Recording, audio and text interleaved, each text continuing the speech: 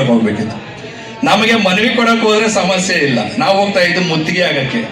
ನಮ್ಮನ್ನ ಬಂಧಿಸಿದ್ರೆ ಸಂಜೆವರೆಗೂ ಬಿಡಲ್ಲ. ಏಮಂತಣ್ಣ ಅಧ್ಯಕ್ಷ ನೀವು ಬರ್ಲಿಲ್ಲ ಅಂದ್ರೆ ನಾನು ಶ್ರೀರಾಮಂಗೆ ನಾನು ಪಾಲ್ಕನೆ ಕೊಡಲ್ಲ ಅಂತ. ಬಹುಶಃ ಶ್ರೀರಾಮನ ನಮ್ಮನ್ನು ಕರುಣಿಸಿದ್ದೇನೋ. ಅವರು ಕೂಡ ಅದ್ಭುತವಾಗಿ ಶ್ರೀರಾಮನವಮಿ ಕಾರ್ಯಕ್ರಮನ ಮಾಡಿದ್ರು. ಅವರು ಕೂಡ ಯುವ ಕನ್ನಡಿಗರ ಸೇನೆ ಪರವಾಗಿ ಅಭಿನಂದನೆಗಳು. ಅವ್ರ ಜೊತೆ ದಿನೇಶ್ ಅವರು, ನಮ್ಮ ರಮೇಶ್ ಅವರೆಲ್ಲ ಕೂಡ ಭಾಗವಹಿಸಿದ್ರು. ಅವರು ಕೂಡ ವೇದಿಕೆ ಮೇಲೆ ಬರಬೇಕು.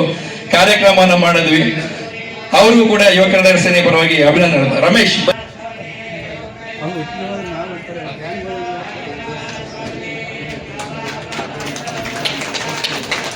ಇನ್ನೂ ಹೆಚ್ಚು ಕಾರ್ಯಕ್ರಮಗಳಿದ್ದಾವೆ, ಮಾಡಿದವರಿದ್ದಾರೆ, ಪ್ರತ್ಯಕ್ಷವಾಗಿ ಪರೋಕ್ಷವಾಗಿ. ಎಲ್ಲರನ್ನೂ ಕರೀಲಿಕ್ಕಾಗಲ್ಲ. ದಯವಿಟ್ಟು ಯಾರಾದ್ರೂ ತಿಳ್ಕೊಂಡಿದ್ರೆ ತಪ್ಪು ತಿಳ್ಕೊಂಬೇಡಿ. ಅತಿ ಮುಖ್ಯವಾಗಿ ನಾನು ನನ್ನ ಭಾಷಣ ಪ್ರಾರಂಭ ಮಾಡಲಿಕ್ಕೆ ಮುಂಚೆ ಪ್ರೀತಮ್ ಗೌಡ್ರು, ಶ್ರೀರಂಗಪಟ್ಟಣದ ಯುವ ನಾಯಕ, JDS ಮುಖಂಡ,